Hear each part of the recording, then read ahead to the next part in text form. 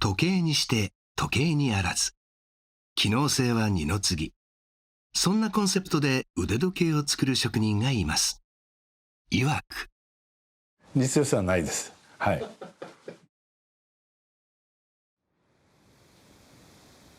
祇園白川。辰巳大明神の真後ろ。界隈でも随一の立地にその職人のショップ兼工房があります。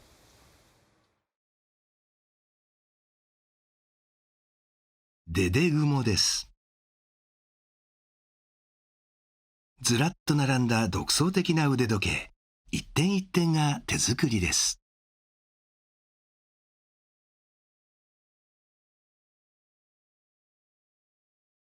代表を務める出雲千子さん。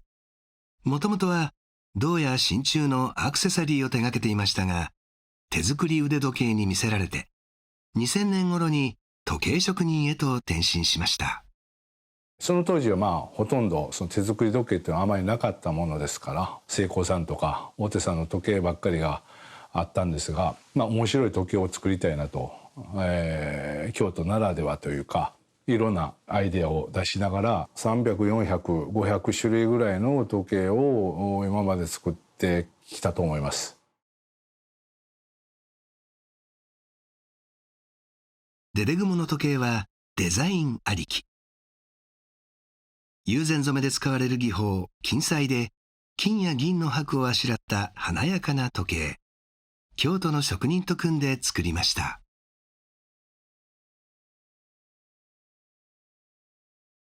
こちらはケースやベルトなどすべてが竹でできたバンブーウォッチ。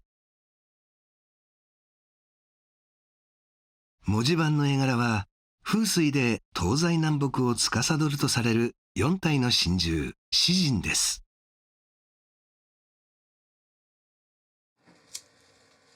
時計作りを見せてもらいます。ガスバーナーでケースとベルトをつなぐ足をロー付けします。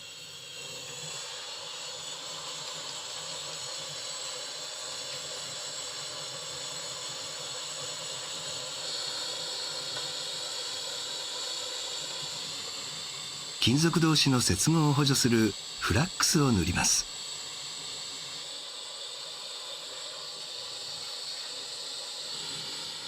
そして銀蝋を溶かし接合します。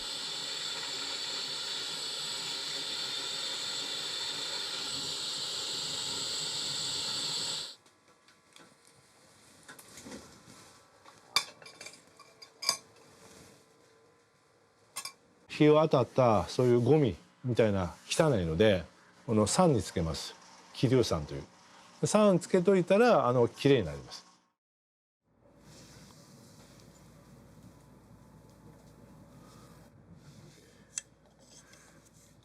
メッキで塗装したケースに目印をつけ、刻印を施します。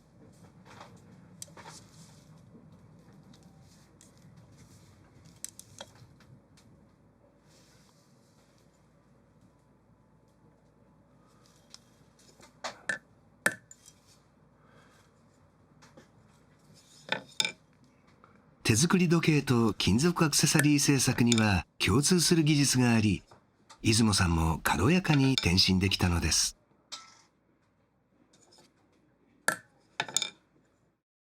時間を外側に刻印したケース。この時計は立体切り絵作家とのコラボレーション。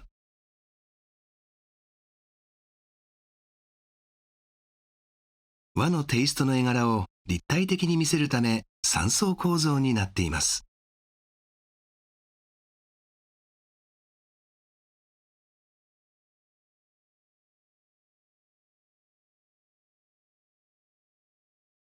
南米のアーティストがデザインしたキネティックアートウォッチ。キネティックアートとは動く絵のこと。幾何学模様が絶えず形を変えていきます。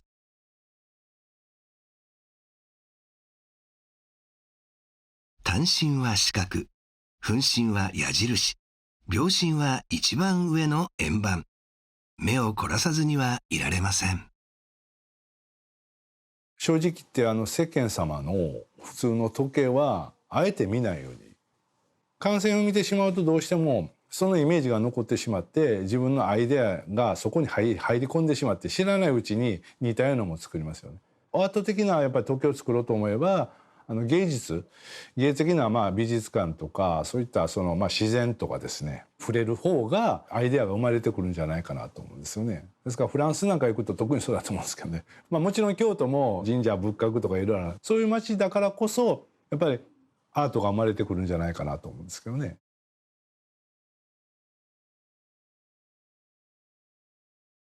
手作り時計の一番繊細な工程とは。祇園白川で手作り腕時計を製作販売するデデグモの出雲千子さん。遊び心あふれるデザインに定評があり、海外でコピー商品が出回るほど。この時計、12が上ではなく2が上に来ています。つまり2時から時間がスタート。常識にとらわれない発想で、たとえ不評を買っても意に介しません。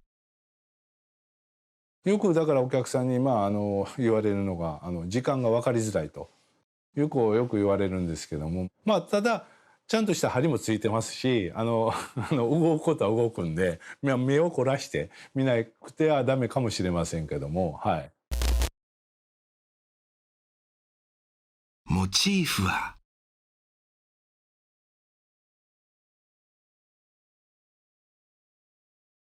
ガスマスク。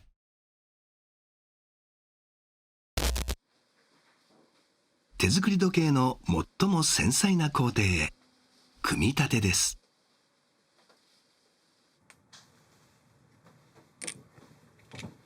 ふっと息を漏らすと飛んでいきそうな極小の部品。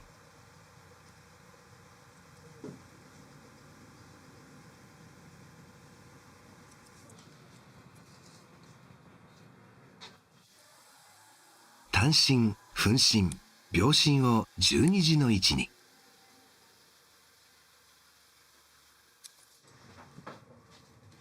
針同士が触れると動かないので平行に差し込んでいきます。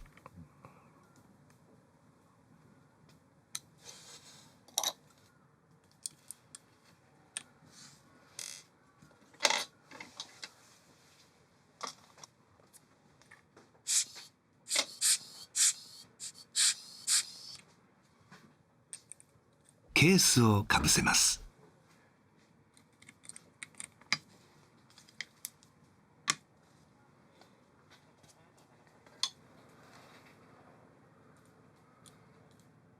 リューズを取り付け、時計本体が完成。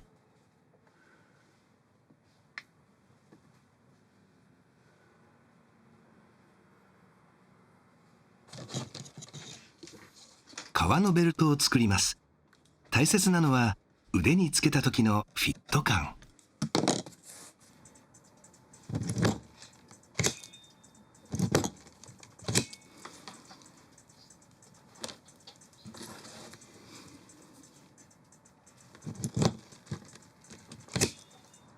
デデグモは分業制ではなく、10余りの工程を6人いるスタッフが全て一人で完結しています。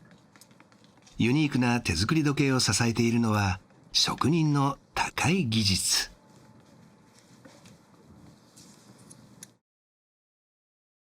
今の時代、腕時計は必需品というよりは嗜好品。出雲さんは独創的で希少性の高い腕時計を作ることで活路を見出しているのです。うちの若いスタッフたちにも言ってるんですけども、自由にとりあえず作れと。今までない驚くような時計、売れる売れないは別にしてもなんか面白さがなければうちの存在価値がありませんので。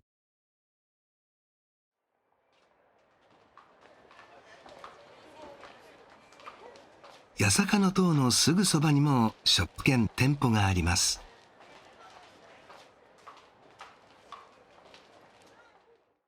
コロナ禍前は客の5割が外国人だったそうです。祇園白川と八坂の塔、京都を代表する名所から世界へ発信しています。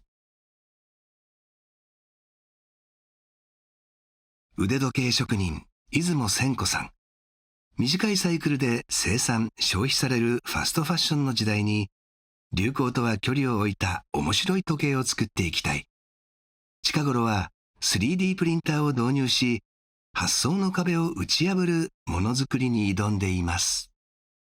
あくまでもうちの時計はそういった時代を無視したつけづらいっていうかね、邪魔するよね、服に邪魔するよね、もうちょっとこうね、もっこりとした時計とかでも面白いかなと思いますんで、はい、これからもどんどん時計らしくない時計を作っていきたいなと思いますね。